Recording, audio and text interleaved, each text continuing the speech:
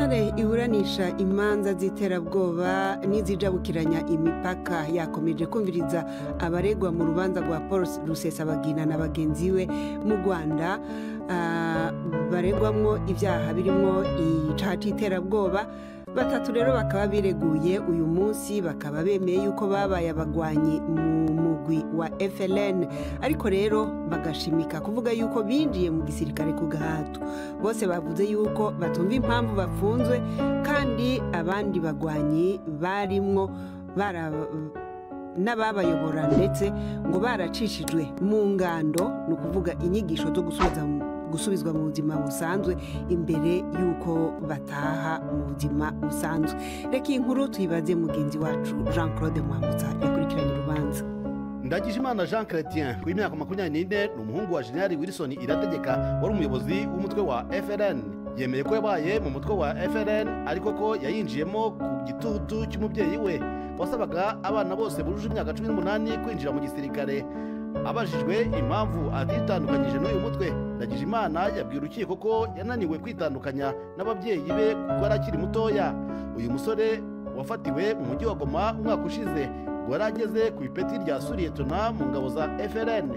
Umwunganira mu mategeko Mugabo Sharif Yusuf yasabye urukiko kwita ku kigero gito cy'imyaka 18 uyu musore yari afite ubwo yinjizwaga mu gisirikare. Yavuze kandi ko Ndagijimana yari ku gitutu cya se wari umuyobozi w'ingabo Kwitonda Andre, we yahunze mu mwaka w'1994 yerekeza mu gihugu cya Congo Brazzaville.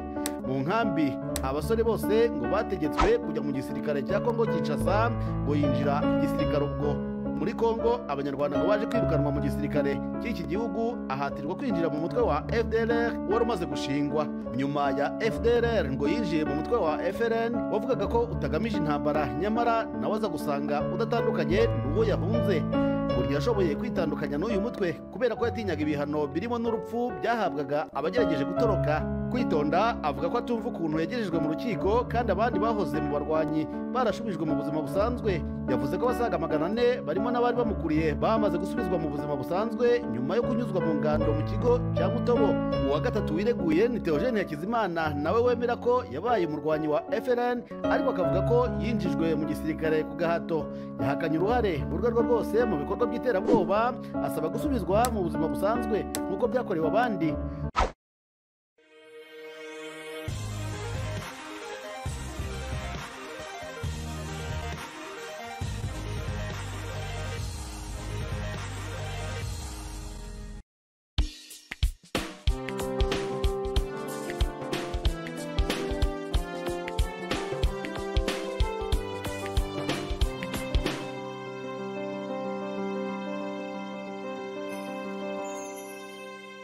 Kurikirana Inzobere TV show kuri YouTube channel ubashe kuzajya ukurikirana byinshi byiza tuzajya tukugezaho ku gihe. Ikoranabuhanga, uburezi, ubuzima, amateka, ibigwi n'ibyegeranyo ku bantu mwakunze kandi mukunda muri benshi, ndetse n'imyidagaduro. Kora subscribe bizajya bikugeraho ku gihe kandi vuba. Inzobere TV show, feel you life, hope and knowledge.